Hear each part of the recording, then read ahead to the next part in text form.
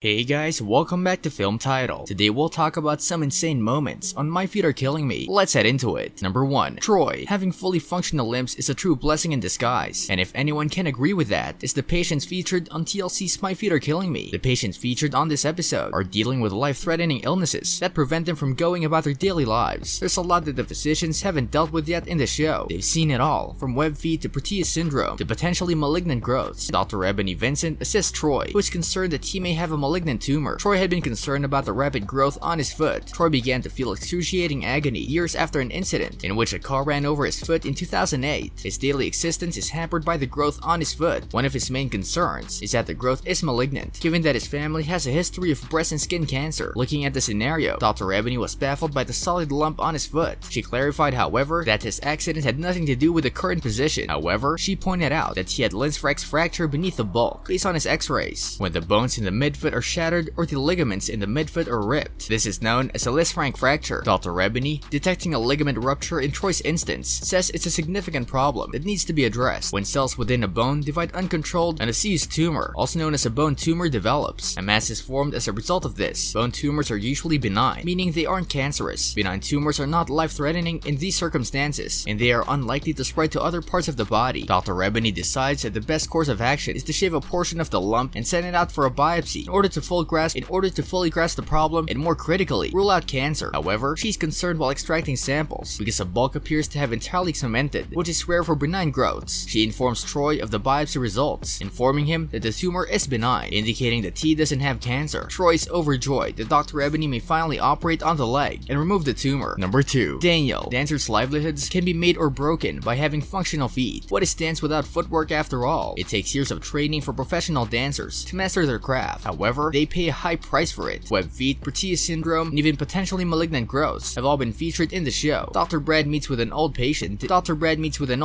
Daniel, in the hopes of being able to treat her once more. Daniel, who used to be a ballerina, has severe dancer's foot. Ballet dancers use the point method, in which their feet are extended and carry their entire body weight as they move. This technique, as graceful as it appears, has serious long-term consequences, including small fractures, ingrown nails, and severe bunions. Dr. Brad shaved off Daniel's enormous bunion along her big toe on her left foot. While this was healing nicely, he moved on to her right foot, which was the more serious problem. Daniel had 2 corrective procedures on her right foot in addition to the bunion, which resulted in further difficulties. Her last surgery had implanted an implant in her toe, but it had failed. It had to be taken out. Dr. Brad, on the other hand, now had to repair the damage to her foot, particularly on her toe. While the surgery went well, Daniel's concerns arose later when she noticed that the operated toe was darker than the rest of her foot. If that was the case, Dr. Brad immediately pointed out that there was no blood flow. This could be problematic since a lack of blood could cause it to become gangrenous and necessitate amputation. Dr. Brad assessed the situation quickly and advised Daniel on the best course of action. He tried to boost blood flow naturally first, and if that failed, they'd have to return to the operating room. Number 3. Aquila. The patients depicted in the show are living proof that stating a problem clearly is half the battle. The more the doctors understand about the problems they're facing, the better they'll be able to treat them. However, every now and then, they become upon a situation that appears to have no logical explanation. Dr. Ebony Vincent meets Aquila, whose feet almost proved to be the ultimate medical puzzle in this episode. Aquila even stated that the shooting pain becomes substantially worse after the surgery. Dr. Ebony was baffled because Aquila's MRI revealed no immediate nerve injury or malignancies, despite the fact that it was in the category of a callus. The only way to figure out what was wrong looked